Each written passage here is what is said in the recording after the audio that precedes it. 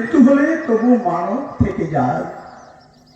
অতীতের থেকে উঠে আজকের মানুষের কাছে প্রথমত চেতনার পরিমাপ নিতে আসে। আজকের আগে যে জীবন ভিড় জমিতে ছিল তারা মরে গেছে। প্রতিটি মানুষ তার নিজের স্বতন্ত্র বার্তা নিয়ে অন্ধকারে হারাইছে। তবু তারা আজকে আলোর ভিতরে সঞ্চারিত হয়ে ওঠে আজকের মানুষের সুরে। যখন প্রেমের কথা বলে অথবা জ্ঞানের কথা, অনন্ত যাত্রার কথা মনে হয়, সে সময় দীপঙ্কর শ্রী গানের সে সময়। ছোটরা হয়তো বুঝতে অসুবিধা হচ্ছে, বলি এ কথা যে আমি যদি তোমাদের জন্য এই প্রতিষ্ঠানের জন্য ছিলাম, অথবা যদি আরো বলি যে মানুষ ছিলেন আজ আছেন, সে মানুষ ভবিষ্যতে থাকবেন না। আমরা যদি আরো অতীতে যাই, যে মানুষ অতীতে ছিলেন তিনি আজ আর নাই। তার নিজের স্বতন্ত্রতা নিয়ে এই বিশ্বে বিচরণ করেছেন, এই প্রকৃতিতে তার কাজ করেছেন, এই প্রকৃতি থেকে প্রকৃতির মধ্যে বিলীন হয়ে গেছেন। অন্ধকারে হারাইছে তারা।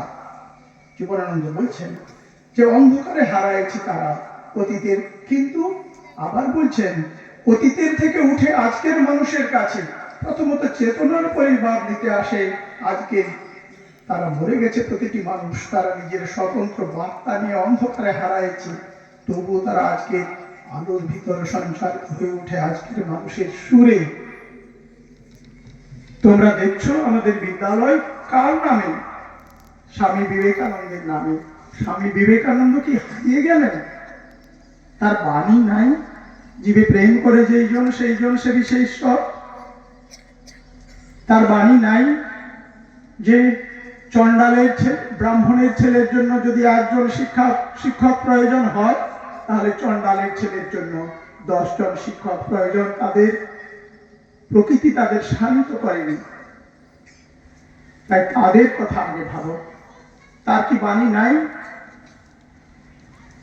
আমাদের দীর্ঘকালীন যে শাশ্বত বাণী, আচার্য দেব ভব, মাতৃদেব ভব, পিতৃদেব ভব, আচার্য দেবর ভব, এর সঙ্গে তিনি যে যোগ করলেন মূর্খ দেব ভব, দরিদ্র দেব ভব।